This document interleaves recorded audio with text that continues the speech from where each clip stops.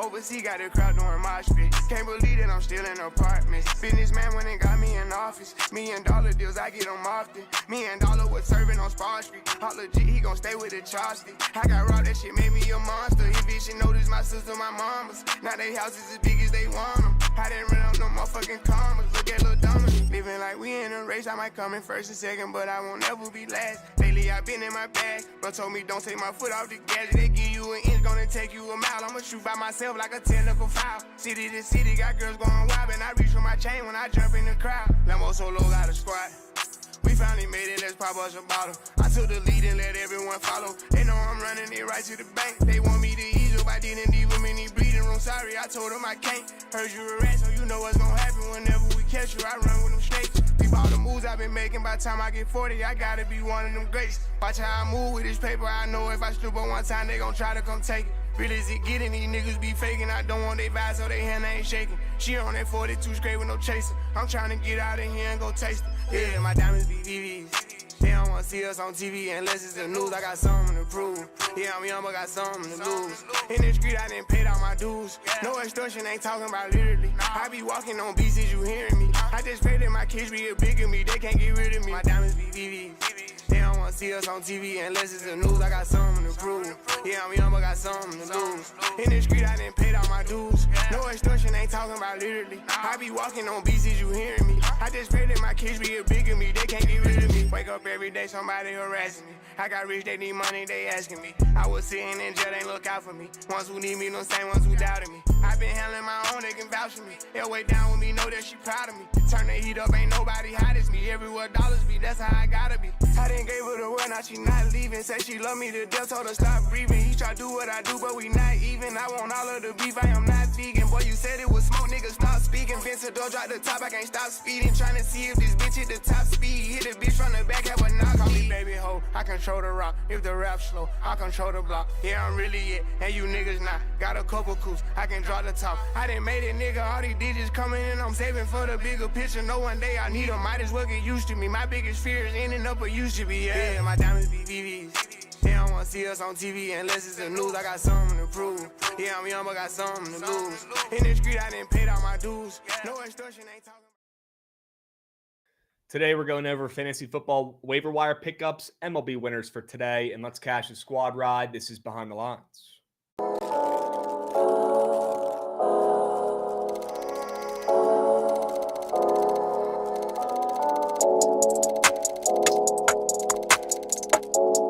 We're beating Vandy, by the way. I don't give a fuck what anybody says. Sure.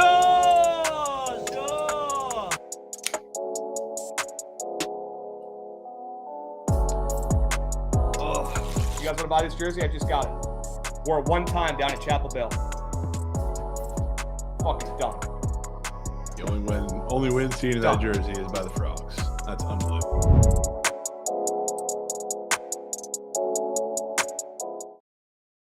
What's going on, chat? Happy BTL Tuesday, episode 767. Peace. As always, hold the fry. Joined by our two hosts, Krabs and Jovan, presented by Bookit Sports. If you are not tracking your bets on Bookit Sports, what are you doing? What are you waiting for? Start tracking today. Start tracking this week. Start tracking right now on Bookit Sports, the best bet tracking app out there by far on the App Store or Google Play. Check out Bookit Sports. I use it every single day. We got FedEx Milk getting involved with a resub early. Shout out Gino. Prove that Chargers defense is overrated. W chart FedEx Milk. W chart FedEx Milk. Weird victory lapping Raiders wins. It is what it is. You just got to sit here and take it. It's part of the job. We got Tinlin 210 getting involved. Tinlin 210 giving out a 5-unit sub whale. Attaboy. Attaboy. Come on now. Come on now. W Tinlin 210. Love to see you get involved. Dropping a 5-unit sub whale. We've got a hype train moving and grooving. After yesterday's quail shit slate. Respect. W chat. Bringing the vibes. All right, let's move. Let's groove. I do want to hop in and get these recaps out of the way. Another squad ride loser. We'll go ahead and pull that one up. Jage. Brutal. Double magic. Congratulations to the Bucks on their Super Bowl. I'm celebrating it. I'm ordering rings. I'm ordering them. Krabs would be proud of Jovan yesterday. Literally made an intervention on Trent. What'd you say to Trent? wasn't an intervention.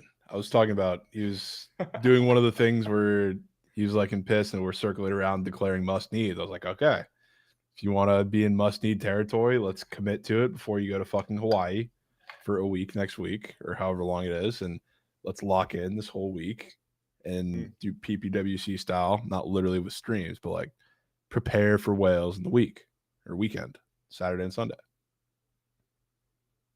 That's it.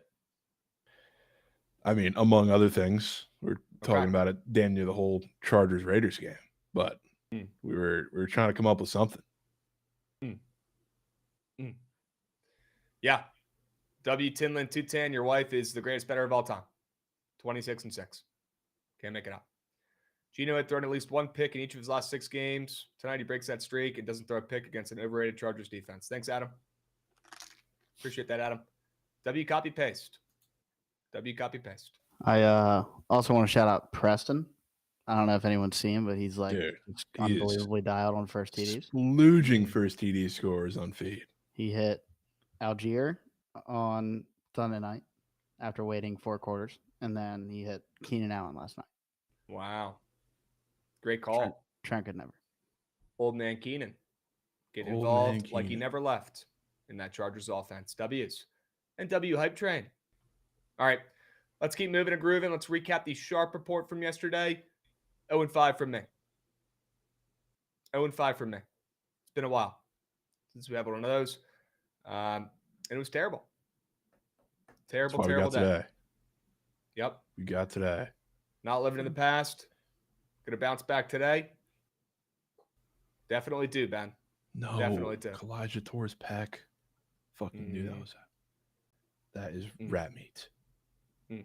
And they still won without one of their only good defensive players. Unbelievable. I mean, they're super short-handed everywhere and still fucking winning somehow, some way. Yep. Might be their year. Krabs Jovan, am I using my number 1 waiver on McNichols? Ooh, that should never be a question said out in public, but we will talk about it. We will talk about waiver wire pickups here in a moment, folks. W. Brady, let's sweep. Krabs, I'm calling it. Michael Vick will be the next VT coach. Joshy, love where your head's at. I would not be mad, but I think we need an actual coach to come in and try to fix this issue here. So they're doing a press conference right now, actually. And Whit Babcock had a 5-minute intro, did not take any questions. He still has a job. Pretty ridiculous, in my opinion. But when you're best friends with the president of the school, Tim Sands, you have a longer leash than usual. So, yep, sharpest better in the world goes 0-5. Attaboy live that. First-time chatter. And that sums up how people work in the Big 2-5. So, first-time chat. He's never come in and gassed up any wins. He only comes in and gasses up the losers. W lived that. Sharpest better in the world goes 0-5. Yep, nobody's had a bad day ever betting, right? Sure. Not once. Sure. Only good days. Only good days. Hey, at least he followed. Sure. W. Pega. There you go. Good call. Good call. All right. Yeah, they're doing a presser right now for the Hokies. It's, the fact that Whit Babcock still has a job is pretty frustrating to me. So until he's gone, I will not be buying back in. I will not be buying back in. Yeah. Right? Fair. Let's keep moving and grooving. Why don't we hop in, clear the slate, and talk about some Sharp Report plays for today? Sure. Let's get right into it today. When is King of the Board coming back? Need that. Would not be opposed to running that next week, Kyle. Yeah. Would not be opposed to bringing King of the Board back. Down for that. Okay. Wow. What a perfect time to buy some crab stock with 3 first fives. Going back to the well here. 3 first 5 plays. 3 first 5 plays. We'll start out with the Pirates. First 5 -0.5. I think we get a good old-fashioned pitcher's duel in this one. But I lean Paul Skeens to show up, carry the weight here. Paul Skeens is just that fucking good. Total in this game's down from 7 to 6.5. Looks like on Prize Picks he has a pretty good day. And Cade Horton has a 1.5 Goblin earned run square, which I thought was a little bit weird. The guy's been damn near Cy Young as well at that 2.7 ERA, and he might actually win Rookie of the Year. So I thought that was interesting. And also the Pirates catching steam. I know Paul Skeens is the better pitcher up on the bump, but Horton is no slouch. Cubs have won 4 of 5. Pirates have lost 4 of 5. And the Pirates, who are 65 and 86 against an 86 and 64 Cubs team, are catching steam and our favorites in this spot. So I love that, but I don't want the bullpens involved whatsoever. Isolate. Let's back Paul Skeens to go out there and shove. That's pretty much what this bet is. Taking him first 5 -0.5 for him to go out there and outduel Cade Horton, who I do think gives up, 2 or 3 today. Nothing crazy, but should be enough. Let's get out early with the Pirates in this one. Sure. Down for that. Rare Krabs Skeens backing. Yeah, you don't see that very often. Not too often. Knock on wood. Squaring up today. It's happened, or it's gone well. Yeah. Usually. Yep. What are you working with over there, Jovan? What's the first straight bet of the day? You've got to be kidding me. Oh, what do you mean you gotta be kidding me, Krabs? You seeing the bottom of the board there? You know what I'm talking about. Well, let's start in Tampa. Start in Tampa first, because 8 to 8.5. 8 to 8.5 with Ryan Pepio on the mound, Krabs. You know how good Ryan Pepio has been the last couple starts? He's given up 2 hits in his last 3 starts. He's been unbelievably dominant. And you have Jose Barrios on the other side, who is a different pitcher on every given day. And a lot of the Rays lineup, of course, at the top has seen him plenty, and they've had a mixed bag of starts against him. He pitched in Tampa earlier this year and had a really good performance, but seeing 8 to 8.5 in this game, I feel like is pretty important. Ryan Pepio has been great, of course, but the second he faces, again, like a more patient team that is actually going to hit the ball hard off him. He's had somewhat of softball matchups like the past 2 weeks or so where he's been really good, but the Jays are a different beast, and they're pretty dormant yesterday offensively against Joe Boyle. Shout out him. He actually pitched well, but it was the bullpen that blew it in the end, despite they pitched well majority of the game. It was 2-1, but after yesterday's snooze fest and seeing 8 to 8.5, especially after not just the dominance by Pepio over the last couple starts, not just how well Barrios has pitched as of recent against some of this lineup, but the fact that I believe we have 5+ bullpen pitchers that were used for both of these teams yesterday in an 11-inning game. This game screams runs, especially from some of the Rays' power hitters early. I think they get to Barrios. I think Pepio. Look at some of his squares after his little dominant stretch, and then God forbid we get to the bullpens, especially for the Rays. Bad things are going to happen after yesterday. Okay. Back at some runs. Fading your guy who's been on one of late. Fading Pepioit and fading Barrios, who's not very good in this economy. Good to see that total moving up as well. In a big game for Toronto. All right. Do you think Toronto wins this game? They're catching some steam. I honestly think the Rays won this game. Wow, okay. Which is, that's more so making me like the over, because I think Pepio is going to get hit up and the bullpen is going to struggle a little bit. So if the Rays win, I think it's a lot more likely they do it with the bats than with Pepio and co. Okay. All right. Well, either way, you don't need a team to win. You just need some runs. 9, probably. Yeah. Love that over from you. Are we back in Jake Irvin? Oh, boy. Let's keep powering through the Sharp Report. If we have time to talk about that game, we will. Let's keep moving to grooving. Swinging around, Gootsy. How about a first 5 plus a half in the same game we saw 6 days ago and lost coin on? Let's go ahead and go back to the well here early and cut the bullpens out of it. I want to fade this guy early. No pun intended here. I want to fade this guy early and take the first 5 plus a half for the Athletics here. With Springs on the bump, Springs gave up a bunch of runs in that first inning. What was it, 5 runs? 4 runs in that first inning. 4 runs in the first. Oh, brutal. And, of course, since that loss, they've been on an absolute bender. They've won 4 in a row. Can't make it up. Sox have shown they're human of late. They've lost 3 of their last 4. And, guys, remember that early kid's, what a debut for the kid. Cannot discredit what he did on the bump out there in Sacramento. Now he comes home for his second start after he had 11 strikeouts, I believe, and 0 runs, couple hits. The guy was nails in his MLB debut. Will he still have that adrenaline pumping back at home against the same team he just faced? It looks like a very easy Red Sox money line play, considering these guys, these both starting pitchers, just faced off against each other in their last outing. And it went, wasn't even close. The Red Sox just absolutely destroyed them. Looks like an easy Red Sox minus 160 play here. Well, I think Springs goes out there and pitches okay. He's got a 2.5 earned runs allowed square that Jovan found on the board earlier. That shows me he's going to give up at least, or 2 or less in the first 5. Let's hope he goes 5. And then early has to be faded after that legacy shutout debut. I don't make the rules. I just follow them. And seeing this total dropping tells me we might get a pretty good Springs start, because I'm pretty confident that this early kid is going to get mucked up. So love the first 5. plus a half here. Get in, get out. It's about minus 125. Already locked it in. Take the plus a half. We might need it. Shouldn't, but we might. I'll take it at minus 125 for this to be a low-scoring, close game early. Sure. I'm in on that. Especially not just the 2.5 earned run square heads up, but funny enough, the Nerfy after Springs gave up 4 in the first. And I think a lot of those were also with no outs. Yep. Crazy. All right. 20 runs in his last 6. Springs pitching a stinker today, I feel. Yeah. Hot If take it was there. that easy, Keen, we'd already be retired. All right. Let's keep moving and grooving.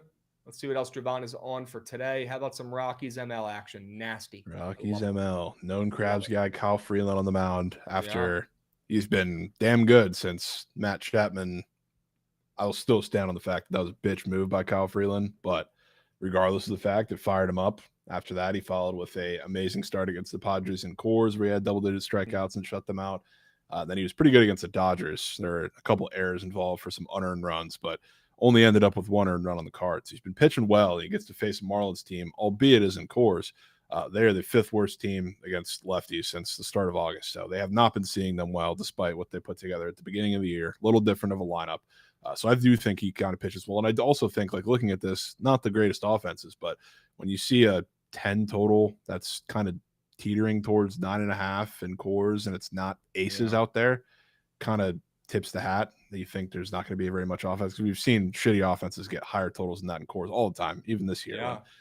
The Rockies have been really fucking bad. But seeing that definitely gives me a lot of confidence in Kyle Freeland, and I think he's going to continue playing well. Fired him up for the rest of the year. We'll see what matchups he gets beyond this. Not too many of them, of course, but I think he pitches well today. And then Yuri Perez first start in Coors. He seems to be one of those guys that's just kind of, I don't want to say bottoming out because he hasn't been that bad, but after his legacy, I don't know, month and a half where he was fucking amazing for them, he's come back now and he seems to be running out of gas towards the end of the year. He's a fastball dominant guy, so like sure that's going to play in Coors still, but the off speed has been really bad, and when you need it in this start, you're not really going to get it, I think, and it also plays really bad in Coors. So for a guy pitching in Coors for the first time, I feel like this is, I don't know about disaster scenario. That might be pushing it a little far, but again, for a guy that's coming towards the end of the year, really started to struggle here, and he doesn't have great off speed to begin with. Yeah. Don't think that plays all that well.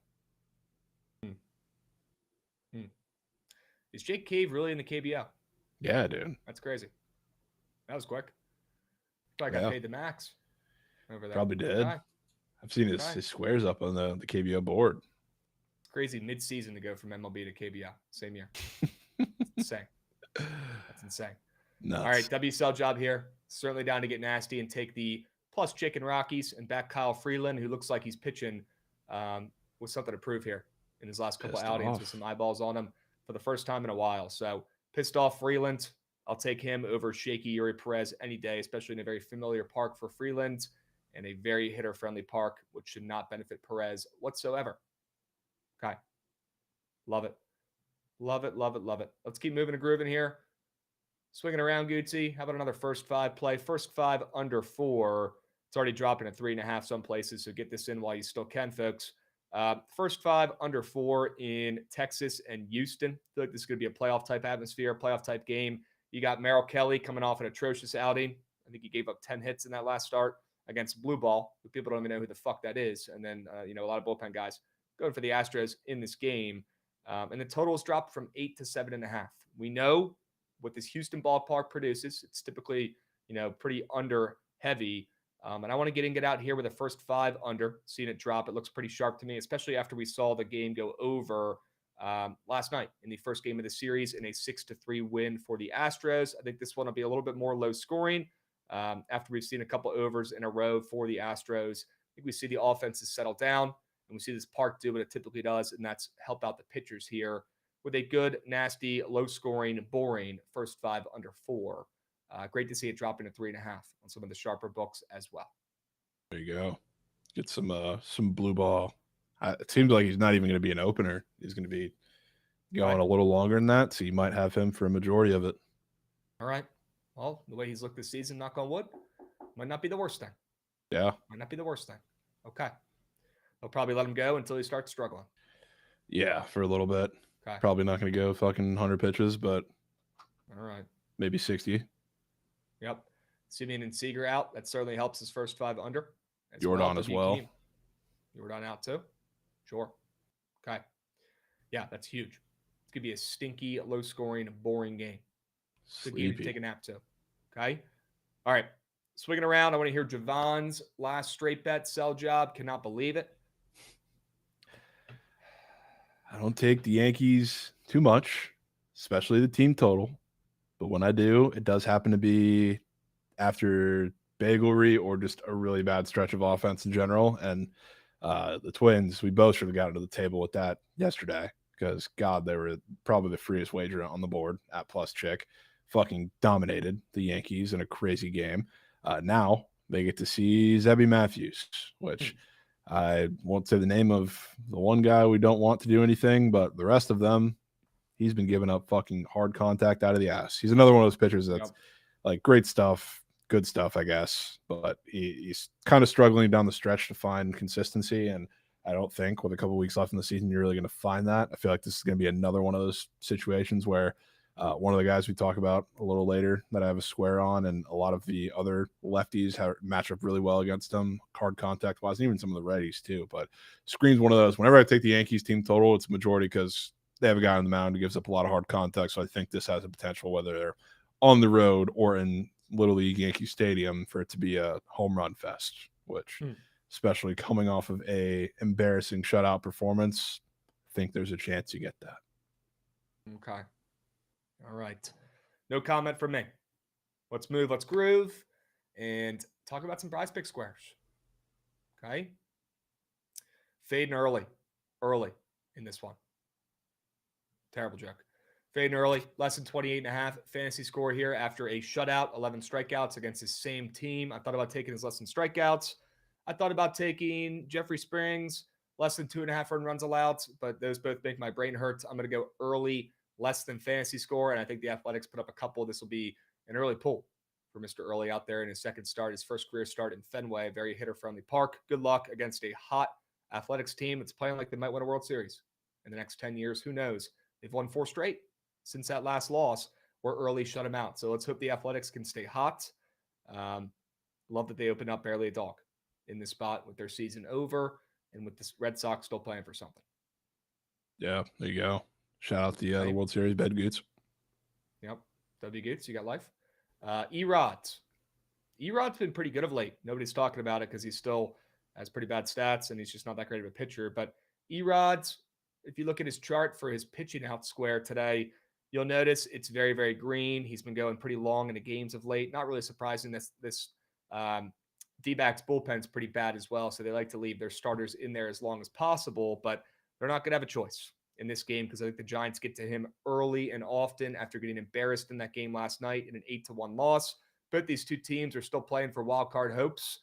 Very, very important game, and I think Erod's lights might be a little bit too bright for him, and I think it's a Giants bounce-back performance offensively in this one after only scoring 1 run last night. If they show up, the total in this game is still at 9. The juices moved from -115 to the under to the over, and I like the G-men in this one, but instead of betting them at plus chicken, I'll just take Erod less than 15.5 pitching outs. The more than here looks like one of the easier squares to take on the board if you just look at the chart. Yep, 100%. I almost got to the table with something Giants still might. Yep. Yeah. But I agree with you. The brother G, I would take his less than strikeouts if you have to take it on the books for early. Okay? Take his less than strikeouts. All right. Let's see those squares, Jovan, and then we will quickly take a peep at this Nats game. But I want to hear your sell jobs here on these two hitters. Trent Grisham, been ice cold as of late. Crazy square outs on the board, but I love my Trent Grisham spots, especially again when he faces a guy who has a lot of hard contact giving up, especially on fastballs, because Trent Grisham is one of the best fastball hitters in baseball, which is not an over-exaggeration. Look up the numbers. He legitimately is. And he's been Barry Bonds so far this year. So he's one of the guys that I think is in a perfect power spot to get going, especially from the left side where Zebby struggles big time. And then Jackson Chourio, kind of same deal because he's facing Caden Dana, another guy, great stuff. A lot of hard contact, fastball dominant. Chourio has been a little up and down, like since he's come back. But the main thing he's been doing is a lot of these righty pitchers that give up hard contact with their fastballs and don't throw anything else consistently to righties good enough. He's been hitting them. I think the Brewers score runs today and give Freddie Peralta some super rare run support, and I think he's the guy to get it started. W's. All right. Yeah, you've been pretty accurate with your Trent Grisham backings this season. Knock on wood. Let's hope that continues tonight. It'll be good. Carries the weight. Okay. Krabs, what's going on with McPherson? Is he hurt?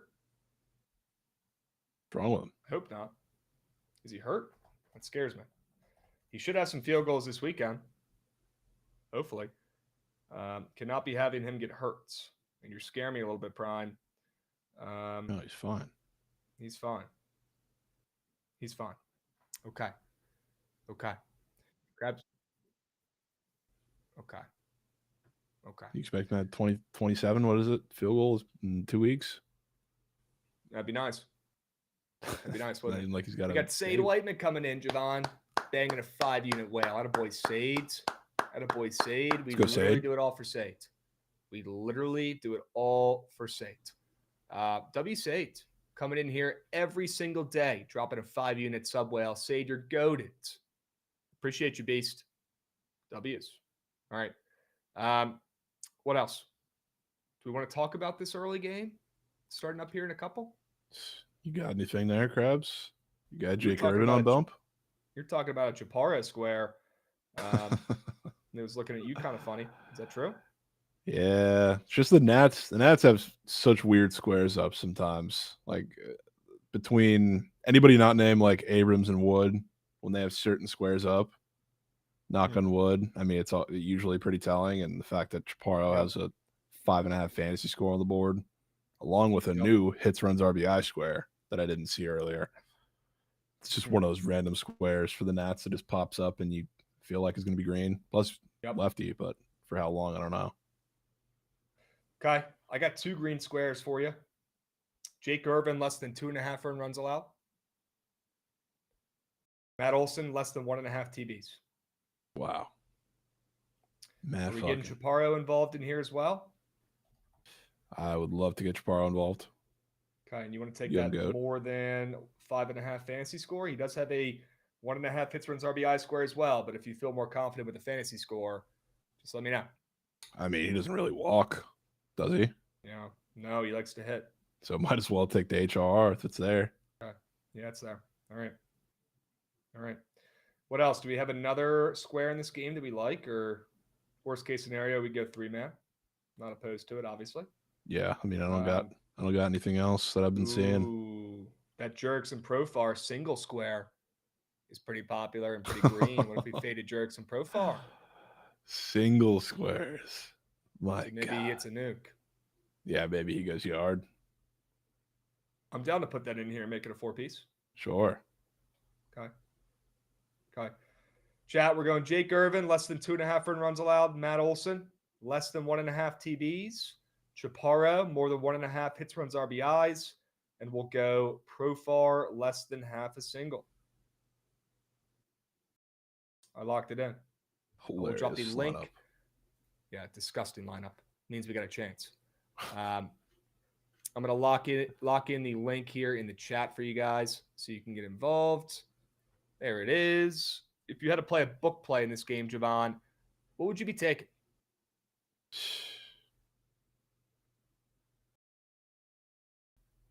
Maybe the Nats, but I wouldn't think about that. Wow. I gotta be sold to take Nats ML. Yeah.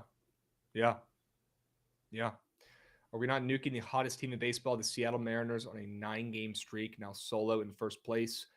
Probably not nuking them. Good. But I respect their streak, and I won't be fading. It's the best I can do. It's a pretty good cap tip from Krabs. My body will not let me fade that streak because I understand how baseball works, and teams just get hot. The squares, packs, picks, the links are all in the chat here. I'll put it in there one more time. Swoller Bear's putting the mortgage on it. Okay, good luck. Swoller Bear, good luck. All right. Do we fade the Phillies after clinching the NL East? Ooh. You think the Phillies partied a little bit last night? They probably did, especially in LA. Yeah, I'm trying to make sure I don't have a book play here in this Nats game starting up in 5. W Nats doubleheader today. Love to see it. First day of the week without football on. We got the Nats playing too. Yep. Beautiful. That's just beautiful. Yeah. Yeah, the brother G, he talks shit about it just like people in chat talk shit about it because they can't comprehend how we bet. And they're square. So I'm done losing sleep over it. That's for sure. I like the first 5 under in the Nats game. First 5 under 5 in this Nats game. I want to make sure that's the consensus total. Looks like a lot of 4.5s now, actually. Okay. That's a great sign. I like the under 4.5 as well. You get pretty good odds on that too. First 5 under in Atlanta and Washington. And let's pray Jake Irvin goes out there and pitches like his job is on the line because it is. It is. Just threw on the game. Can't believe there's people in the stands. Wow. It's unbelievable. Wow. There can't be many goods. Yeah. No, there's not many. It's a little rainy. And also, Kevin Franson kind of looks like Brent Pry. I'll say it. Yeah. Sure. He looks like a chunkier Brent Pry. Just a little bit. Yeah. He does. People forget I went up to Kevin Franzen when he was mid-burger bite out in San Diego and asked for a selfie with him. He said yes. No. He said yes. Where's Trent? He said he'd be making 5 for BTL. He's probably in REM sleep. In REM, dude. He's probably in REM sleep at noon. Yep. All right. Do we want to go over the rest of the slate? Do we want to maybe split it up here and talk about some waiver wire pickups for fantasy? Yeah, let's go waiver wire okay. for rest of slate since that's the only early game we got. Pax picks. I will read the lineup out for you one more time here if the link is bugging, and then we'll get into the waiver wire picks. Jake Irvin, less than 2.5 earned runs allowed. Matt Olson, less than 1.5 total bases. Chaparro, more than 1.5 hits, runs, RBIs. And Jurickson Profar, less than half a single. Wow. That could be the difference, folks. That could be the difference. Hell yeah. All right. I also did a 2-piece with Jake Irvin, less than 2.5 earned runs allowed, and Matt Olson, less than 1.5 TVs. There we go. Little 2-piece. Okay. There we go. All right, let's talk some waiver wire. And I see you guys in the YouTube lurking as well. Good to see the YouTube chatters up and moving. Diamante coming in. Where are my unders? Well, there's that under for you in Jake Irvin. Less than 2.5 earned runs allowed. Okay. Foreign Haitian, good to see you, Beast. The link is in the Twitch. Okay. Schwarber on videos saying he was trashed. Yeah, we will talk about the Dodgers game. I do like the Dodgers tonight. And we'll talk about that game towards the end. Okay? We'll go over the slate. For now, let's talk waiver wire pickups in fantasy. W, link droppage in the YouTube as well. W, Zachary Moore in the YouTube chat. Dubs. All right. Let's talk QBs. Jovan, a QB that I'm interested in this week, a guy who is available in 67% of leagues. My MVP of the season, Matthew Stafford. Matthew Stafford still readily available in the Big 2-5, available in most leagues. I think Matt Stafford gets a win on the road against the Eagles this weekend. Big fan of the Rams this weekend, and I'm a big fan of fading that Eagles defense and that secondary especially. So I think Matt Stafford carves them up. I think Devontae Adams and Puka have an absolute day. Maybe that's square. I don't care. But Matthew Stafford's, whether you think they win this game and you're with me, I think they pull off the upset. You're going to have to score some points to do that. And it's probably not going to be Kyron running against that D-line. Or if you think they lose and they're playing from behind, could be a W game script there if you're, a little more square and think the Eagles win this game. Well, Matt Stafford in garbage time should feast, making this game close. And I do really feel confident about the Rams covering the plus 3.5 as well. I like them on the ML2. W Bookit Squad coming in hot. Sure. W's. Your guy. Yeah. I think Matt Stafford goes in there and gets a big-time win, puts people on notice, and starts getting some respect around these parts. Wouldn't that be something, Krabs? Yep, I think he's a pretty good pickup. He's been solid so far through 2 weeks. Yeah. Solid. Despite some injuries that have always seemed to pop up, man. Yep. Just doing it. Yep. Tip All the right. cap. Who do you like at QB? Got a couple guys that I'm kind of in on. I'd say number one right now, unfortunately for your commies, I would say Bilo and Geno Smith. If he's Wow. still on waiver wires, which he certainly should be. He's like 15% owned. But Geno Smith against a Commanders defense that looked good, mind you, and has looked good for a majority of the year. They had their blips against the Packers, but they've looked good the first couple weeks. I think Geno is going to be slinging rock because the one, I guess, significant improvement that you do see from the commies, and especially like last week too, the run defense was good. I don't think that's going to change. The front seven's been solid against the run, so I don't think Genty's going to have a big splooge fest. But I think this is the perfect situation for Geno to be absolutely slinging rock out there in a situation just like going to the East Coast for a Patriots game, week one. It's just like, what the hell else do you have to lose, especially on a short week, Monday night or after Monday Night Football? I think he's throwing the ball once again 50 times this game. Okay. Yeah.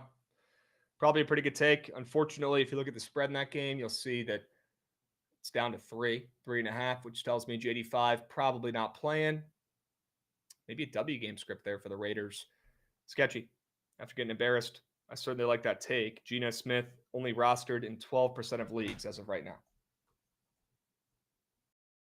Anybody else you'd be willing to scoop up for week 3 here, Jovan? I would say Cam Ward is an option as well if he's available in your leagues. Up against the Colts this weekend, the undefeated Colts, who have looked great after 2 games. But you know who else looked great after 2 games last year? The New Orleans Saints, who proceeded to be the worst team in the league. So take it all with a grain of salt. I don't think they're the Saints. I don't think they're the fucking Chiefs or somewhere in between. But now you get a spot at home against a zone-heavy defense that is quite easily the easiest front he's had to match up with out of the 3 games so far, because as I don't know if you've had many rookie quarterbacks with a tougher first 2 games, especially with that offensive line, than facing the Broncos, which is not only a tough front, but also the best secondary in the league, arguably. And then the Rams, who we've seen get after teams time and time again. They're up there with some of the best defensive lines in the league. So he's been running for his life, still finding a way the first 2 games. A little easier of a matchup this week, to say the least. I agree. Could be a good time to fade the Colts. I'll certainly be on the Titans in that game this weekend. A little sneak peek there. Sure. Okay. Another guy I would not mind scooping up. He's available in 76% of leagues. Hate to say it. And he plays on Thursday as well. Quick turnaround here. Tua.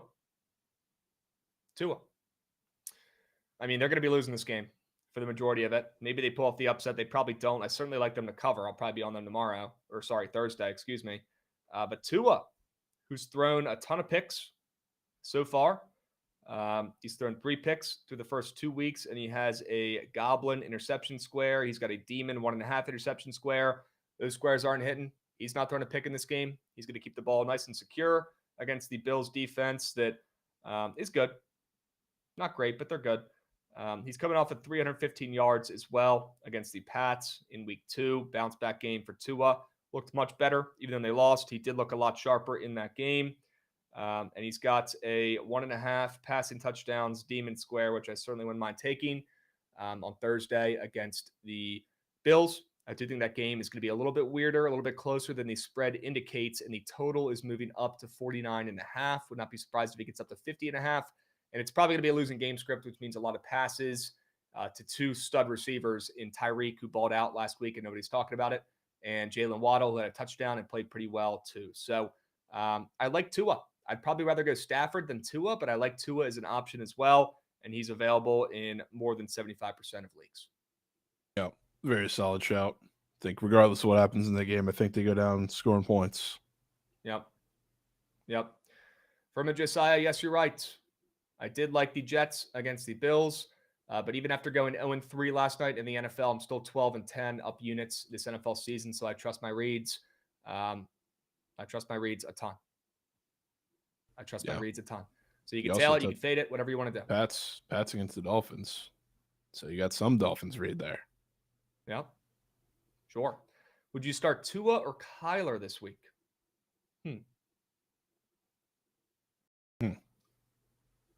That's tough.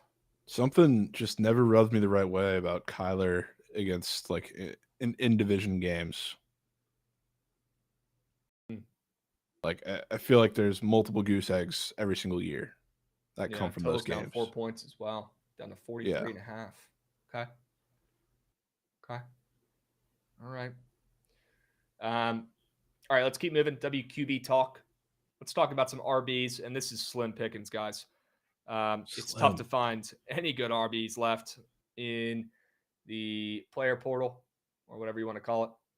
Waiver wire. Let's say for this week too. I mean, I wouldn't say a lot, but a lot of the better guys, I guess, that I like to pick up are like they don't have the best matchups this week. It's like Okay. it's more of a hold. Okay. Yeah, I know McNichols is available in a lot of leagues. C-Rod's available in a lot of leagues. I mean, good freaking luck picking which guy's going to do more in the next couple weeks there between those two guys. I think C-Rod's a better running back, but McNichols is valued more on this Commanders team and on the depth chart. So he'll probably get his licks first. Kenneth Gainwell's a guy who's available in a lot of leagues. I'm not the biggest of fans. Kareem Hunt is available in a lot of leagues. I think the guy that I would go with, like Jovan was saying, more of a stash piece here, would be Woody Marks, a.k.a. Pork. I don't even they're think slowly that's starting to use him more. too much of a stash Krabs. I think he's about to get more work immediately. Like you saw, Yeah. I forget how long his catch was yesterday, but it's like Stroud's got to get the fucking ball out, dude. Like the O-line is bad. Sucks. The O-line's bad, but he makes them look 70 times worse because he's being an idiot in the pocket. So it's a lot more on him than I think people realize. But you got to get the ball out quick. Nick Chubb, he had a big catch too, but he's not the receiving back. Right. Pork's going to be involved.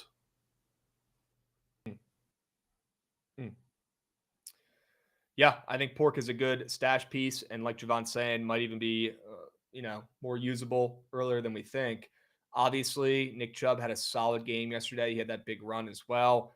But the more they use him, the more they lean on him, the more concern I get for a potential injury for Mr.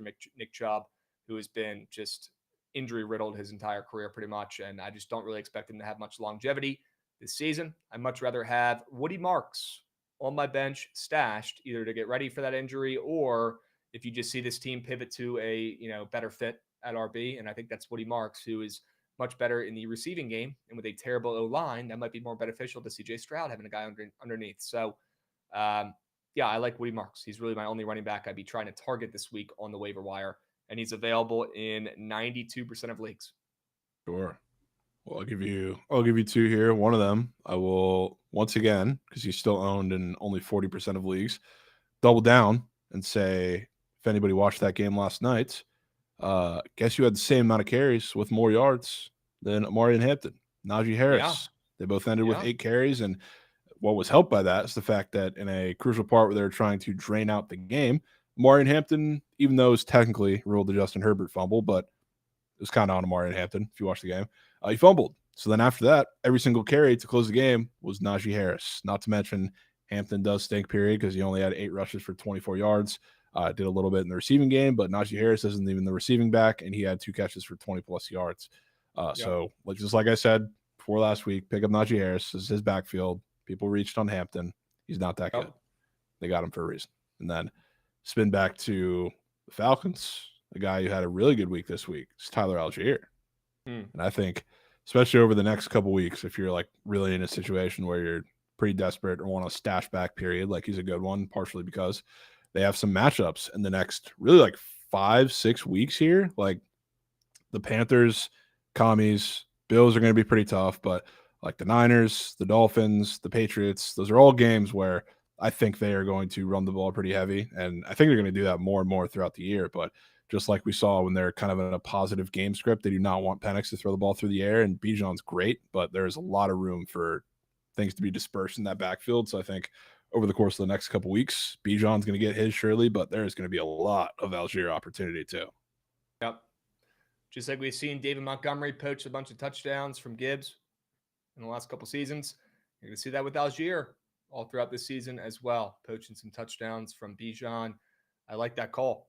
I like that shout out, and he's only taken in 34% of leagues. Okay. Yeah, just kind of a lot if you think about it. Yeah, and that'll probably be a higher number after this week. And people saw him play pretty well. So, all right, Dubs, let's go to wide receivers. A little bit more plentiful, and I got a guy that you should be stashing in your league, a guy who's going to be the Adam Thielen type of role in this offense from last season, and you saw him have a bunch of big fantasy weeks as well. A guy who nobody's talking about, but had an unbelievable week last week, and he's owned only in 2% of leagues. Hunter Renfrow, welcome back.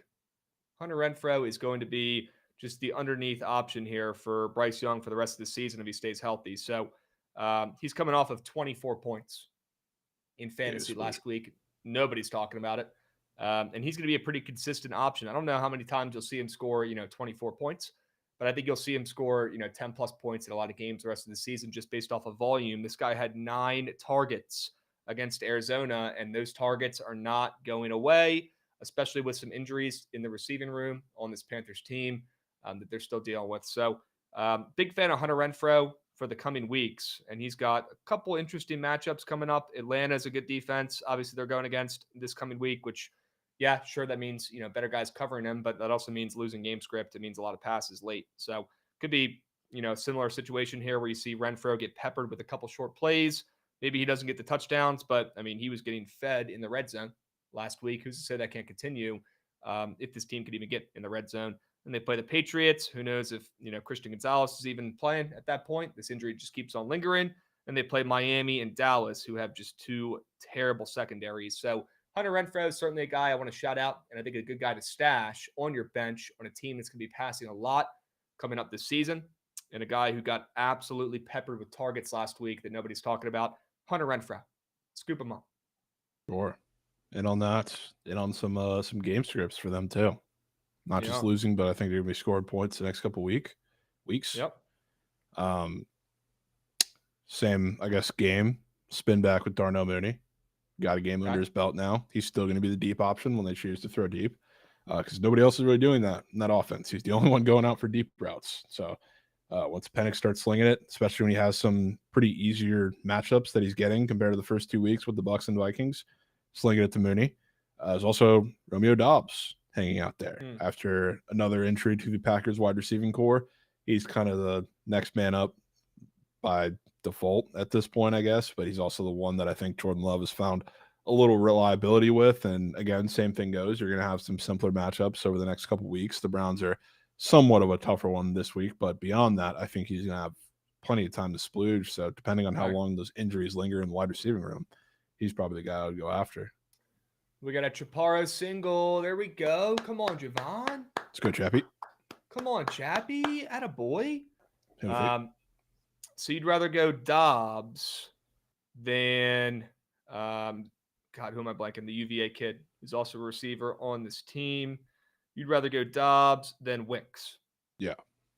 I'm not a Wicks guy. Okay. Really not. Yeah, he's got bricks for hands. Okay. Yeah.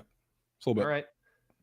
I like the Dobbs shout out there, and Darnell Mooney as well. He's available in about 40% of leagues, so he's a little bit more taken, but Dobbs available in 80% of leagues. If you're looking for a receiver, maybe give Romeo Dobbs a shout out. If you want to go more of a sleeper pick, you can go with Hunter Renfrow, who's available in a ton of leagues. So Diami, also a decent shout. If you would have told me that I believe in Diami Brown and thinking he's going to start out his, Jags career with 2 solid games, I would probably laugh in your face, but stay hot, Diami Brown.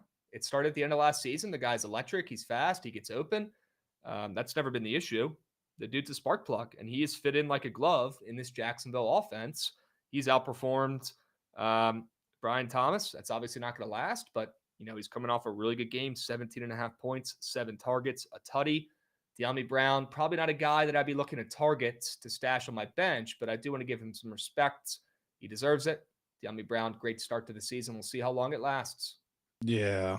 I'll just say the one caveat I have with Diami is you also got to realize the Jags' first 2 matchups were the Panthers and Bengals defenses, which Yeah. think we can all kind of see those and compare them to Texans, Niners, Chiefs, Seahawks, Rams that are coming up the next 5 weeks and say, maybe let's have some pause.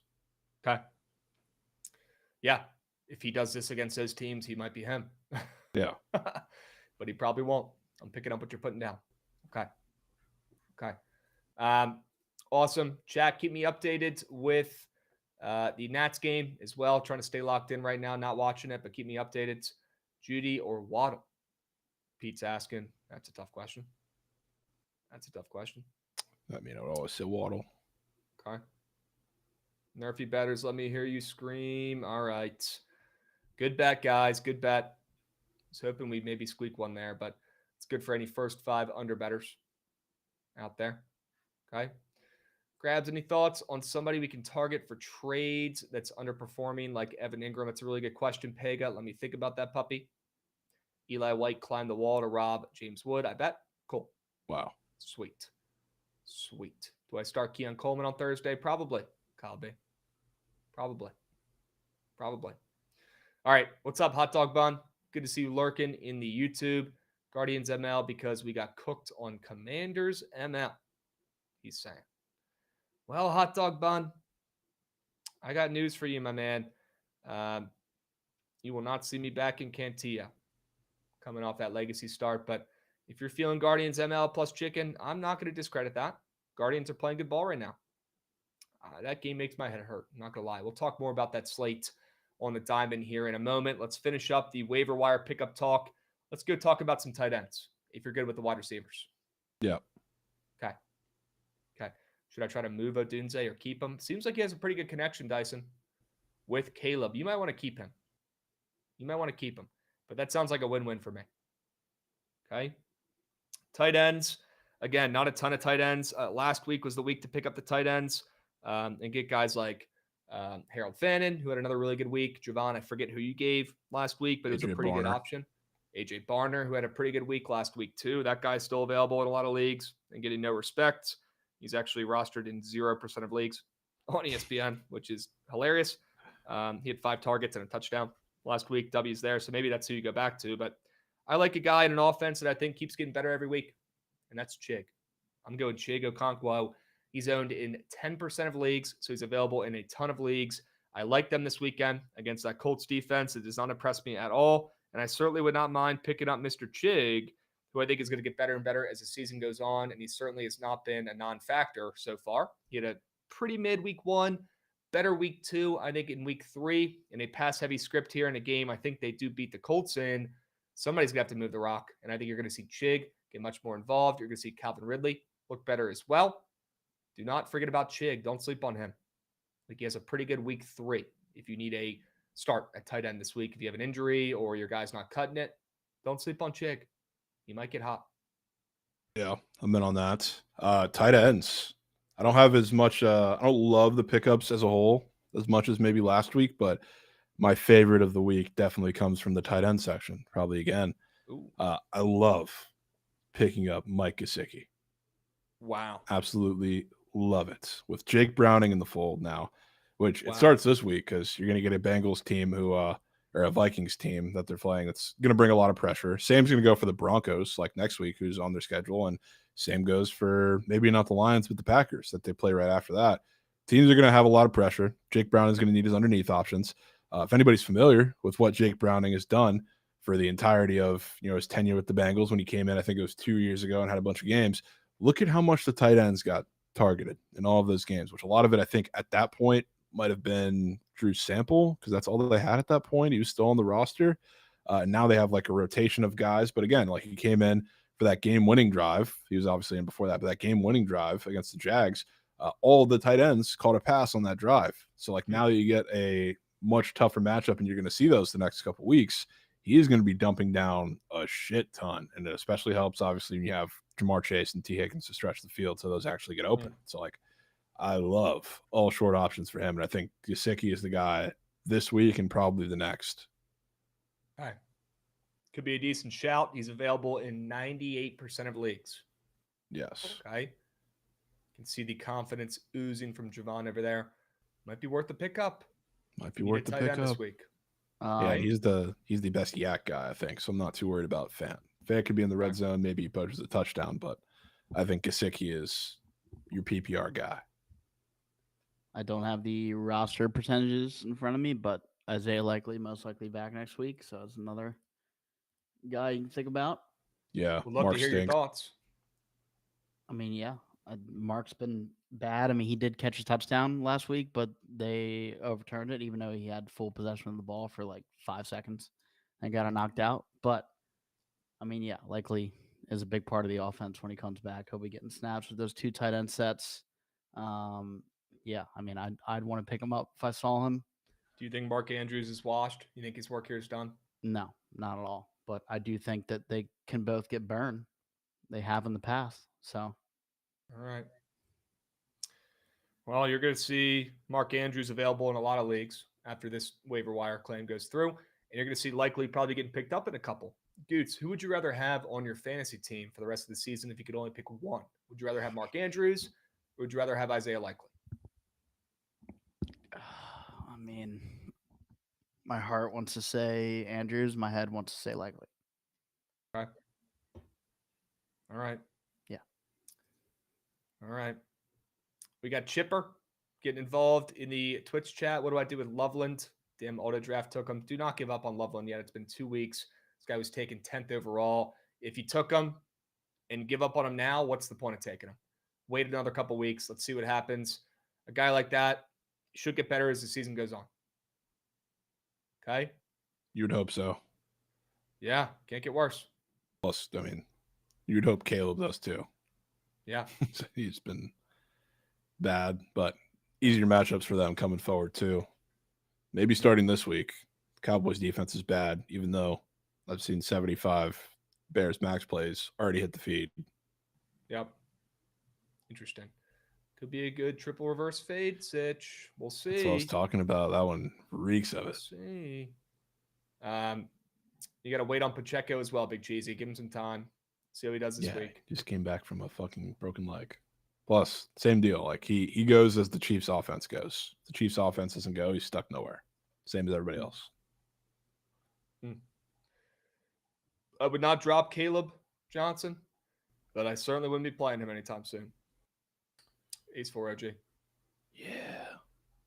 He might be grabbing Pine for a couple weeks. Probably. Because Tomlin does not fuck around with those fumbles. You might not see him on the field next week. I'll be honest. But again, with a guy like that, you take a stab on, you draft, you got to wait a second. Give him a month at least. Although he's probably in the doghouse right now. So, yeah.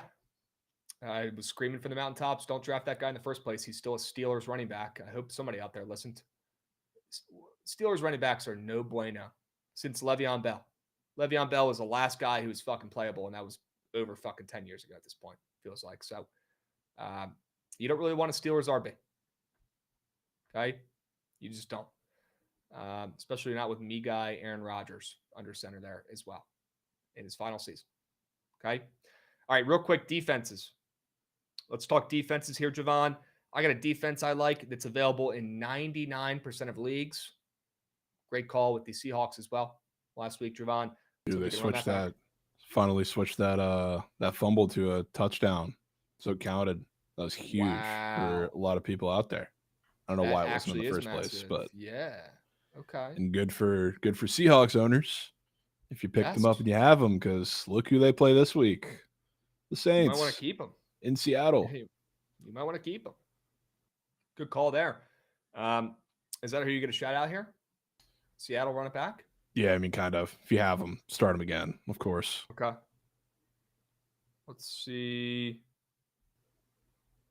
how many they're available in. Looks like they're rostered now in 68% of leagues. Okay. It's actually way more than I thought. Yeah, they got the way more than I push thought. After last week. I have him in our league. The Seahawks? Yeah. Unbelievable. Might keep him. Unbelievable. Might keep him. You beat me I like for the claim. Titans. The Titans are available in 99% of leagues, and they are playing Daniel Jones this weekend at home. This is the perfect fade Daniel Jones spot. This is the perfect fade the Colts spot. The under in this game is catching steam, down from 45.5 to 43.5. Titans plus 3.5 will be on the cards. I'll tell you that right now. If the under's not, that will be. And I like the Titans defense that showed up in week 1 against the Broncos, had a couple picks, didn't do much in week 2, so people are forgetting about them, and then embarrassing loss. I think they show up, they show out in a low-scoring affair that the Titans probably win. And for the first time this season, you see Daniel Jones look like Daniel Jones. Fade him, fade the Colts offense in this game. I like the Titans as a sleepy pick if you need a defense or special teams, available in 99% of leagues. Wow. The Titans defense getting starts in the Big 2-5. Has to be done. That from you. I love that from you. Has to be I'm done. in on that. Okay. Yeah. Any other defenses you want to shout out, or? I mean, if the Bucs are available in your league, which they probably should be, they're probably going to be one of the hotter defenses to pick up this week, rightfully so, because I don't know Justin Fields' status, and if you haven't figured out by the first 2 weeks, that defense is actually fucking legit. They will probably have the first chance in a couple games to like force some actual serviceable turnovers in this game, which will be great, whether it's Justin Fields or not. But that's I think the clear cut, easy answer option that's available. Let's go, Jake Irvin. Is Jake Irvin showing heart chat? I love to hear that. Nothing makes my day more than hearing Jake Irvin out there showing fucking heart today. Love to see it. Yeah, heart. I'll put the game on, so go ahead and lock in your Nats fades accordingly. All right, let's hit the diamonds. I want to talk about these other games going on today, see if we can find you guys some winners, because there are some pretty big spots, some pretty big games, ones that we didn't even talk about yet on the Sharp Report. So, let's lock in here. Let's get involved. Let's see if we can find you guys some winners on a Tuesday slate on the diamonds. And we can start out talking about Cleveland, Detroit, Cantillo, Mize, my lookalike. What are your thoughts there, Jovan? This game has my head in a fucking blender. Cantillo coming off a great start. Casey Mize been all over the place. Total in this game opened up at 7. Now it's up to 8, where it probably should be. That sketches me out. What are your thoughts on this game in Detroit tonight? Yeah, kind of don't mind the Guardians. Casey Mine's a weird pitcher to get a hold of, and I mean, I'll say I haven't bet him too much, but I haven't been on the right side of getting him to pitch well very many times. But I feel like the only times I've kind of had a handle on him is going the other way, and I think the guards might get to him a little bit here, and maybe the total going up is a little bit of that, a little bit of expecting regression from Cantillo with how good he's been, but I definitely lean the guards, pulling one on the road. Okay. All right. Trust Javon's read on that puppy, because I cannot get one in that game. And man, I just got some bad news from my commissioner. Looks like there's rain in the forecast tonight. Might not be any crabby nukes. Wow. On the softball field tonight. That's brutal. Jeez. That ruins day. Rain delay? We got postponed games? You make those up, or they just canned? No, if there's they do make them up at the end of the year, but who knows if I'll even be here by then. Sucks. Wow. That's right. Sucks. Would love to play tonight. That's just a day ruiner. That's what it is. The boys finally got their first win of the season last week. We're feeling good, hungry for another win. Somebody said in the group chat earlier, and I could not agree more. Potential rain delay. If there's a drop of rain, they cancel that shit. Yeah. Which sucks. Not really surprising. It's men's league softball, but we'd love to go out there and hit nukes. Hit my first nuke of the season a week ago. Kills all momentum, Trenty. Kills all momentum. I got a hit last week, and the first baseman said, "You play college ball?" I said, No. He goes, "You got a good swing." Felt like him after that. Literally him. That's the best compliment you can get on a softball diamonds. I did hit a nuke, Big Cheesy. Long overdue. Fingers crossed, Coop. Please. We'd love to go out there and take some war hacks. Nothing more I'd love to do on a Tuesday night than take some fucking war hacks. Okay. Guardians on the ML from Jovan there. Let's talk about the Padres and the Mets game. Michael King, Clay Holmes. I lean the under in this one. I lean the Mets in this one. Doesn't that line look stinky? Michael King are really good, but he's been injured, so kind of sketchy there. A little bit concerned about fading him because the public's perception of him is not as good as he actually is. He's really fucking good. but he's been hurt and banged up, so I don't really know what to do with this game. Clay Holmes has been a little bit better of late after a pretty rough stretch last month. He's locked in. He's looked a little bit better the last couple starts. But again, a sketchy guy who, like Chewy would say, is on thin ice because at this point, his arm is probably about to fucking fall off. This guy's not pitched as many innings in a long time, probably since he was in college or when he was starting out his pro career. So at this point, his arm probably feels like a fucking wet pool noodle. A little bit concerned, but seeing the Mets catch steam in this game against one of the better teams in baseball, the Padres, who have won 3 of their last 4 games, I thought was weird. Maybe this is the fake sharp trap of the day, but I certainly lean the Mets on the ML catching steam. They don't deserve to be catching steam against anybody right now, especially not the Padres. The hell's going on with this one?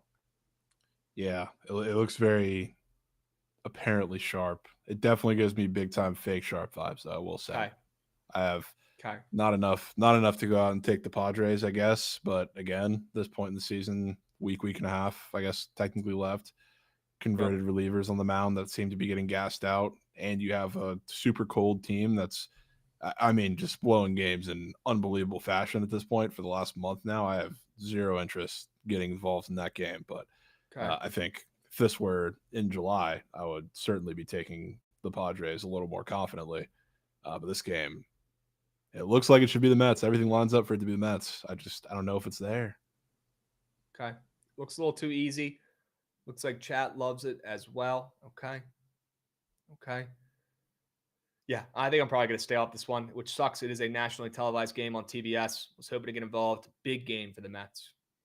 They want to keep their postseason hopes alive. Big game for the Mets. We're just hanging in there. Looks like the Nats are getting some foot traffic on the bases, first and second, 1 out. But don't worry, Jacob Young is up. So soon to be 2 outs. Let's go. Jacob Young. Soon to be 2 outs. Okay. And Dylan Cruz should have gotten picked off, but the second baseman, Albies, literally dropped the ball. Should have been an easy pickoff. Okay. All right. If he could catch a ball, he was picked. Yep. All right, let's keep moving and grooving. You talked about the over in Toronto and Tampa. Love that from you. You also talked about a game that I don't even want to address. It's taking place tonight in Minnesota. So we'll go ahead and let that splooge. What about the Angels versus the Brewers? Peralta coming off his first bad start literally in months. Was it even that bad? I mean, for him, it was terrible. It shows you how good he's been. So do we think Peralta bounces back here after his first bad start in a long time? Or do the Brewers still look way too easy in the spot? I got close to just squaring up here and going Brewers run line or team total. I didn't really get to decide, but every very obvious bounce back spot against the Angels, something goes wrong. It's like I think Freddie Peralta bounces back. I also think Caden Dana gets hit up by the Brewers a little bit. We're talking about that with Churio and some of the bats. So my head certainly takes me to the easy bounce back spot, but I held off because the Angels just ruin those every time. So letting it splooge. Yeah. How about Jacob Young stepping up? W. Jenks. Base knock brings home Dylan Cruz. He also had a 3.5 fantasy score on board. Well, cash it. That could have been fucking paw. Cash it. Yep. Peralta should get like 10 Ks, but that's too easy. I agree. Probably a too easy spot, but I will not be fading him coming off of his worst start in a minute. So yeah, definitely not. Probably just let that one splooge off to the side, and that's probably what everybody should do against the Angels or in games involving the Angels. Life is better. Not betting Angels games. I don't care if you're taking them. I don't care if you're fading them. I don't care if you're taking prize pick squares. It almost never works, or at least it doesn't work more than half the time. Any of the aces in the league magically have their worst starts in years right before they play the Angels. It's always the bounce back spot against the Angels. And it has to have like a 70% cake rate. Cake rate. Trademark that. Okay. Can we get the Goots POD and Dean Kramer versus Shane Smith? Goots guy, Dean Kramer versus Jovan guy, Shane Smith. This one might be good. I need the Goots POD in this game. Goots, do you still have a feel on your O's? I mean, I got a little bit of feel, but it's the White Sox. But this line is a little interesting because we're not favored. Yeah, almost getting the White Sox favored in the Big 2-5. Shane Smith is a formidable starting pitcher. So, I mean. Yeah. The line says it's the White Sox. The whole world on Pickett is on the ML as well, Okay. as you can That's see good there. to know. Yeah. Yes, good to know there. W. Goots. Yep. And CJ with an RBI, 2-0 Nats. Okay. Shane Smith has some interesting squares up on Prize Picks that concern me a hair. His fantasy score is low compared to his last 4 outings where he's been pretty good. His hits allowed square is kind of high, which I thought was kind of weird considering, the disrespect, that the O's are getting on the books. You'd think that Shane Smith would have some squares on Prize Picks to make it look like he's going to pitch well. He doesn't. So maybe it's the over in this game, but the total's dropped from 8.5 to 8. So again, another confusing game for me. And then Dean Kramer doesn't have the weirdest squares up, but he's got a walks allowed square that I like the more than on. His fantasy score is, probably where it should be considering he's been dog shit the last 3 starts. So, I got conflicting thoughts on both sides here. I certainly will not be betting this game. Life is better not betting those games. I'll tell you that much. That I know for certain. But it's probably worth noting that the White Sox opened up -120 in this game. And sure, Baltimore's catching a little bit of steam. Everybody and their mother's betting on them. So it's probably the White Sox. All said and done. It's probably still the White Sox. Probably still is. Not Josh betting Smith. it, but that's where I would lean. Yeah. Shout out Jovan guy, Shane Smith. Okay. He's actually What about so good. What are your thoughts on Logan Gilbert and the Mariners, who have won 8 or 9 games in a row against the Royals, who have been struggling a little bit? They've lost 3 of their last 5. You think Waka settles in here and has a pretty good outing and keeps the Royals in it? Or you think Gilbert goes out there and shoves and keeps the Mariners win streak alive? I do think Logan Gilbert goes out there and shoves a little bit. I do have my questions, like strikeout wise. He's picked it up a lot as of late, which is why his strikeouts are, I think, one of the most popular squares on Prize Picks today. I saw it on the pop tab. I don't remember where it was there, but he faced the Royals. Obviously, that's not really an option. And when he hasn't been able to get strikeouts since he's come back, he hasn't been very good. So, I think he pitches good, not great. Same goes for Waka. I feel like this is a game that's probably decided on the bullpen, so I would not be surprised the streak ends today. Okay. Yeah, I'm not going to fade the streak, but I probably would lean the Royals and Waka on the money line there at home. Royals have played well against Seattle this season. Let's hope that continues. Yeah, he's been really good at home as well, like Trey's saying in the YouTube. Yes. Yeah, Okay. Waka it's unbelievable, man. Okay. It's unbelievable. Pulls them out just when you want to. Also, it probably should be worth noting this whole streak, for the most part, like the last 7 games of this streak we're all in Seattle. And I remember the last time the Mariners were on a little bit of a better streak, not as long of a win streak, but then they went on the road to, I think, Cleveland and then Tampa, and they stunk it up in those 2 series. Okay. Interesting. Something to note. Okay. All right. I'm looking at this next game here. Reds and Cards, Jovan. Andrew Abbott should be an easy win here for the Reds, right? Against McGreevy, who sucks. Well, why this line open up a pick 'em? I'm confused. And the Reds are just. They're blowing it. But on Andrew the road Abbott's been too. Great, so. Yeah, Abbott's been great. They're on the road though. I mean, they just got fucking swept by the A's. Bounced back with getting one last night. It's just Andrew Abbott is like the pitcher version of the O's. The sharper it is to fade him, the less it works. Okay. Yep. It's like the fact that I almost would rather take him when it's super square to take him than the other way around. So like today screams Reds, in my opinion. But do they get 2 in a row on the road? At this rate, probably not. So I'm good on that game. All right, that's fair. Yeah, Andrew Abbott is a weird guy to bet on in the Big 2-5. He is. When you fade him, he's Cy Young. When you bet on him, he turns into Mitchell Parker. So, tough. Probably just keep him off to the sides. All right. What are your thoughts in San Fran, Arizona? You think San Fran gets their lick back, kind of like I do here? You looking to fade Erods? Almost made my card, Giants plus chicken here, in a really big game tonight that nobody's talking about. Huge game. D-backs finally made the big crossover to jump the Reds and the Giants with last night's dominating win, which a lot of it came off the pen. I think it was in the 5th or 6th inning, but They had a big splooge fest. I do think the Giants get their lick back, to be honest with you. It's a little weird pitching plan they're going with today. I feel like the line is a little short considering that, and the fact that Erod has seen a lot of this lineup and majority done well against them, and he's pitching in Arizona. So I think he gets hit up a little bit today. Good. So do I. Looks like Profar just got a handout walk, which could be bad for the earned runs, could be good for the less than single. Yeah, we'll see how it plays out. Gladly take walks. Though. And Mead Olson's up now. Oh boy. Yeah. Oh boy. And you can't pitch around him now with a leadoff walk. Oh yeah, jeez. This ball might go to Mars. Oh boy. Probably. I'll keep you updated. All right. One more game to talk about here. This is probably game of the night. You got the Phillies coming off of clinching the NL East. Congrats to the Phillies. They're good. They probably partied a little too hard last night, deservingly so. After the run they've had in the second half of the season, they earned it. They did. Well, the only chance they have, luckily, hopefully Chris Sanchez didn't booze up too hard last night because he's on the bump, and he has been nothing short of incredible.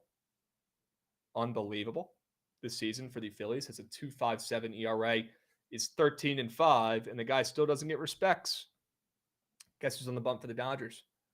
Shohei, who has a pretty high pitcher fantasy score for how moose shit he's been so far this season. I kind of think it's the Dodgers here, and I never want to take the Dodgers here for a couple reasons, Jovan. Number one, fading the team that just clinches, obviously. That's been a system for years that I love leaning into here.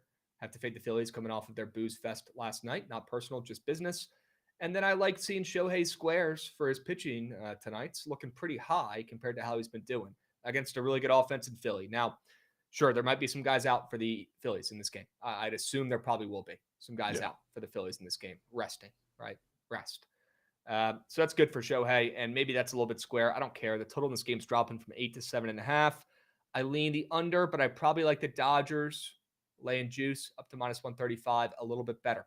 That's what I would play in this game. Jovan, thoughts? You like the Dodgers, or do you want to take a nasty contrarian play here and fade that angle and take the Phillies? Oh, yeah. I like the Dodgers. I certainly like the Dodgers. And I like Chris Sanchez, but the fact that he's getting plus 120 even with guys out is crazy and feels incredibly telling. So we'll see who ends up playing for them. I think one of the big-time candidates to sit out is probably who's going to be behind the plate. Oh, shout out Jake Irvin. Wow. Great pitch. Shout out Jake. Great pitch from Jake Irvin there. My goodness. Great That's sinker. How you fucking lock in. Boy, shout out Jake. Boy, Jake. Sure. Yeah, I do like the Dodgers. I think Shohei's going to pitch well today. And again, God knows what's going to happen with the lineup. It's also like they're still fighting for the 1 seed a little bit with the Brewers. I don't know where they want to end up, but it was out on social media that they were partying last night. And they also have, I don't know, they play the D-backs on the road, which is a little tough, but then they got Marlins and Twins to close the season. So could probably afford a little party here after beating the Dodgers to clinch the NL East, to be realistic about it. If there was one team out of all 30 that I would think about backing hungover, it'd probably be the Phillies. It's a valid point. You telling me Schwarber ain't Superman hungover? He might be seeing 3 fucking pitches coming in. He might still be drunk. He might. Facing Ohtani hungover is just. I mean, even though he has been a shit pitcher. All that good. Yeah, he hasn't been all that good. Stuff's there though. Nope. Just a thought. We'll see how it goes. No, you're right, Goots. Team's blue collar. They got heart. I'm picking up what you're putting down. That might mean they result in a couple more beers drank than usual, though, when you clinch, and that scares me a little bit. These guys are grown men. Probably have a 2-day hangover. Might want to fade them 2 games in a row. Yeah. I'm already starting to get those. And these guys are 10 years older than me. All right. Dodgers ML almost made the sharp report for me. See if I end up locking it in. You guys know where to find my plays. Pick it. And on X as well. Always post those puppies. Make sure you guys are staying posted. Have the Pickett notice on. And if you're not following me on Pickett, what are you doing? Start following me on Pickett today. Download that app right now. Hurry up. Go, go, go. Pickett. That's the site we're looking at right now as well. Checking the splits. You can track your bets on there. You can see what prize picks lineups Trent's locking in to make sure you're not on the same ones. A lot of great features on Pickett. Use code Bookit when you sign up. If you're in here watching BTL and you have not Downloaded Pickett. I don't know what other signal, what other sign you're waiting for. Get involved. Trent might still be asleep. Yeah. Probably Not no a peep. lineups. Probably no lineups locked in from him yet today. If they Not are, a they're probably not very singular good. peep. Let's go, Jake Irvin. Attaboy. Yeah, Schwarber, he'd probably be on that round table of guys in the MLB that I'd love to grab a beer with. I feel like Schwarber would be a really cool, down-to-earth guy who could probably put a couple back. Yeah. I don't think Bryce even drinks. I was seeing that on the feed earlier. Yeah, I could see that. I could see him going sober. He definitely did not used to be in that boat, but you get older, you make some decisions. Not going to hate him for that. He might be sober as a gopher. Could be. All right. He stays making weird TikToks, though, of his like shakes and shit. Have you seen those? Yeah, I've seen those. Yeah. Those are pretty cool. He likes making TikToks. Yeah. All right. Something. Yep. Probably just porked on 2K till 5 a.m. instead of figuring out who the LSU QB was. No way he didn't know the LSU QB. That was before. We were talking about that from when we were in, what was that, New York? We were at that bar and we were talking, I don't know if you were on that side of the table, but I think Jordan was there and we were talking about the LSU Clemson game and Trent was like, damn, it's going to be a good game. And I was like, name one player on the field. Couldn't do it. So then we were talking about it last night because I was like, you had two whales from the coin toss. Can you name one player on the field outside of Lagway from Florida and Jeremiah Love from Notre Dame? He couldn't name another player on Florida until he got fucking sapped somehow. And then other than Greathouse, couldn't name CJ Carr, couldn't name Marcel Reed, not a single Aggies player, not a single LSU player. It was a cycle. Mansour Delane. Best player on that team. I mean, he ain't naming Mansour Delane. Oh, yeah. The Raiola comment was god-awful. I said, I was going through the slate. I was like, damn, we got a good slate. Can you lock in for this week? Utah, Texas Tech. Can you name one player on the field? He said Raiola.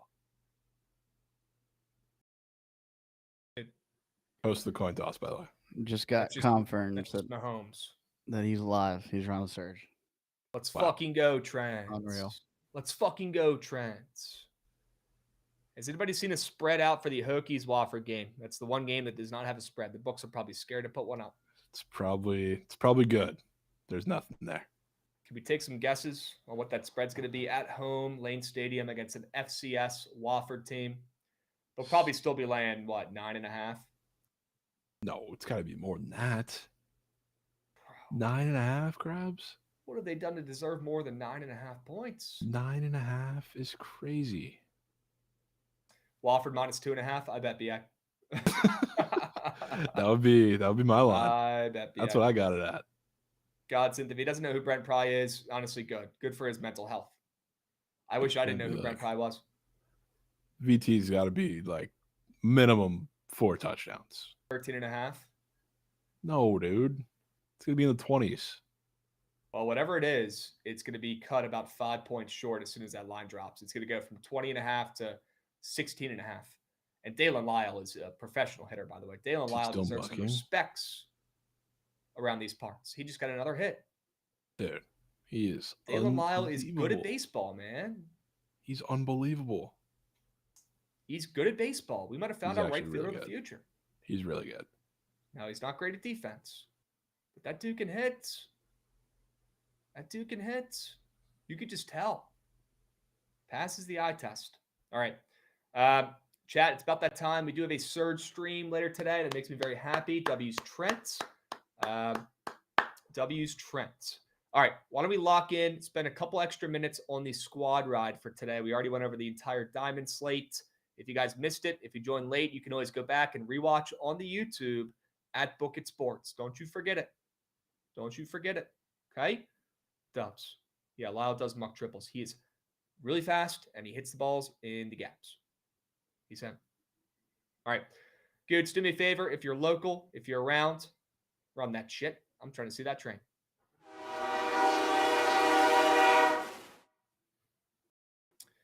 Dubs chat, and we'll do some look-ahead lines tomorrow once all the lines are out for college football and NFL like we did last week. We'll do those tomorrow on BTL. It's a good use of a Wednesday. Today we do waiver wire talk. Tomorrow we'll do look ahead lines. Seems like you guys like that last year. We're going to keep doing that this year. Okay.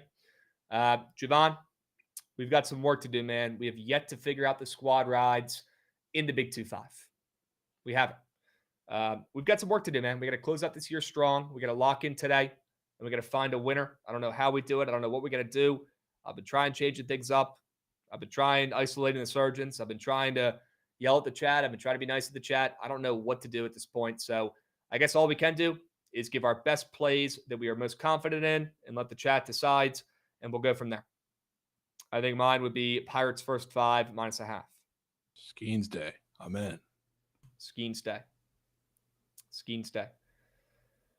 What about your plays, man? See, I'm looking at him like one's better probably be- off to. What do you better say? be confident as shit for us to go back to that. That's all I'm gonna say. You better be feeling some type of way if you put that shit back in there back to back, and it better hit. And it better hit. That's all I'm gonna say. I like all the plays, truthfully, today. The one that I could probably convince you on the most, because it's not an over, is probably the Rockies. Well, look, if anybody can find a way to cash an over, it's you. I trust. So if you want to put in that other over, you let me know. If you want to put in the team total over, I'm in as well. I want you to trust your gut. Not your favorite play, but what play do you look at and say, yep, that one's turning green the most? I mean, it's the over in Tampa. It's the 8 over to 10. 8.5. When Pepio is on the best stretch of his career, it reeks of home run derby early. Okay. What do we do about the Athletics? What do we do about this first 5 under in Texas and Houston? Any thoughts on those two plays? I have Rangers under PTSD from not just play of year, but I think it's a couple times they've burned us on that. Yep. I would be so down to go to the A's. You like the A's? I'd be down. Okay. First 5 +0.5. Do you want to put the Rockies in here? Do you want to put the team total in here? I mean,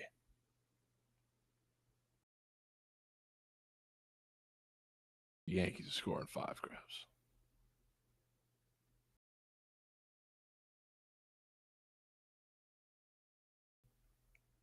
It can be Grisham. It can be Rice. It can be Belly. It can be Stanton.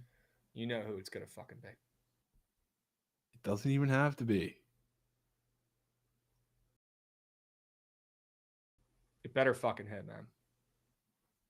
It doesn't even have to be him. All I'm going to say, I'm not bitching. It better fucking hit. Good. It better fucking hit. Scoring 5. But if I'm being honest, that probably shouldn't win the poll as is. That should not go in the poll? Shouldn't win the poll. I feel like we Well, have better options than that. Okay, well, it's probably going to win the poll. Let's see how it goes. We got 4 plays, 4 winners. You got 2 minutes. Hurry up, go, go, go. 4 plays, 4 winners. Hurry up, go, go, go. Diego Pavia looking like he's trying to play for a 10th college football season. Hey, his attorneys won last year. See if they can run it back. You got to hang it up, man. If he doesn't like the decision you're making, he will sue, folks. He will sue. He's one of those guys. So it worked last year. Let's see if it works again next year. What could be the grounds? I'm confused. That he went to an FCS school for his first couple seasons, I believe. I know, but like,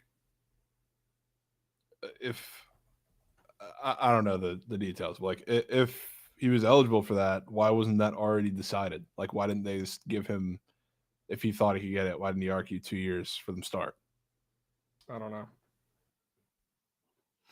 Yeah, I mean, I don't see his New Mexico Military Academy stats, but I see he played 2 years at New Mexico State. This is his 2nd year at Vandy. So maybe he's trying to say, oh, I've only played 4 years. Why not get a COVID year or 5th year? Which doesn't make sense because it was post-COVID. So, yeah, I'd like to see how he wins that case. Yeah, I don't get it. I love Pavia. He's fucking cool. But Yeah. good Lord. Oh boy, here come the Braves. First and thirds, 1 out. Oh boy. First and third, 1 out. Jack, get those votes in. You got about 10 seconds left. Hurry up, go, go, go. I'm voting for the Pirates first 5 -0.5, but that's just me. Get those votes in. Hurry up, go, go, go. Click on the button that you're most confident turns green, not the team that it involves, not the memes it makes. The most Here come the confident meme votes. reads. And here comes everybody just voting for the Yankees team total because they want to see me get mad. Here come meme votes. And meme votes. Yankees Scoring team 5. total over. We will catch you guys tomorrow. Same time, same place. We'll be. A little bit.